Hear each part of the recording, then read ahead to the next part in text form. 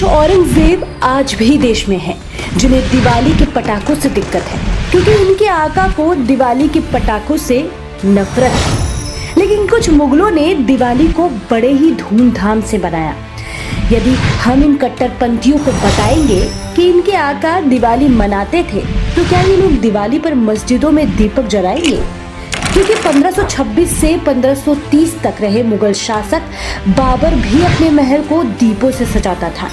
तो 1530 से 40 और 1555 से 56 के बीच हुमायूं ने इस रस्म को और आगे बढ़ाया। महल में महालक्ष्मी की पूजा, तुलादान और आतिशबाजी, तोप चलाने की भव्यता दी। 1556 से 1605 तक अकबर के दौर में आगरा के किले और फतेहपुर सीकरी में दिवाली की परंपरा शुरू हुई। भारत में कुछ औरंगजेब आज भी हैं जो दिवाली का विरोध कर रहे हैं, क्योंकि औरंगजेब को ही दिवाली से दिक्कत थी। बाकी मुगल काल में सभी इस्लामिक शासक दिवाली को भव्य तरीके से मनाया करते थे। 1658 से लेकर 1707 तक जब तक औरंगजेब का शासन रहा, उसने अपने राज में दिवाली के पटाखों पर बैन लगा दिया, जिसकी पुष्टि बीकानेर स्टेट आर्काइव में रखे गए 8 अप्रैल 1667 के एक शाही फरमान से होती है। उसने अपने शासनकाल के दौरान इस्लामी शरीयत का पालन करते हुए दिवाली पर प्रतिबंध लगाने के कई प्रयास किए और 1659 में शरीयत के विरुद्ध समझे जाने वाले कानूनों को लागू किया। लेकिन इतिहास के कुछ मुगलों ने दिवाली को इतनी खुशी के साथ मनाया कि दिवाली का नाम जश्न चिरागा रख दिया। 1526 से 1530 तक रहे मुगल शासक बाबर ने दिवाली को एक खुशी का मौका बताया और अपने महल को लाखों दीपों से सजाकर गरीबों में मिठाई और कपड़े बांटे।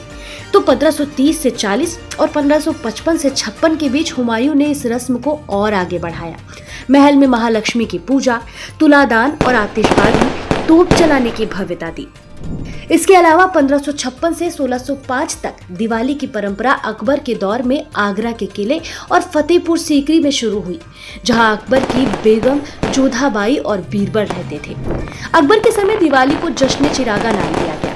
पूरे महल, मैदान और नगर को हजारों दियों से सजाया जाता था। दिवाली पर बादशाह को सोने चांदी से तौलकर जनता में उसी सोने चांदी को दान किया जाता था। वहीं 1605 से 1627 तक जहांगीर और 1628 से 1658 तक शाहजहां ने दिवाली को और भव्य रूप दिया। जब शाहजहां ने दिल्ली को राजधानी बनाया, तभी लाल किले में दिवाली के अंदर आकाश दीप जलाने की नई परंपरा शुरू की।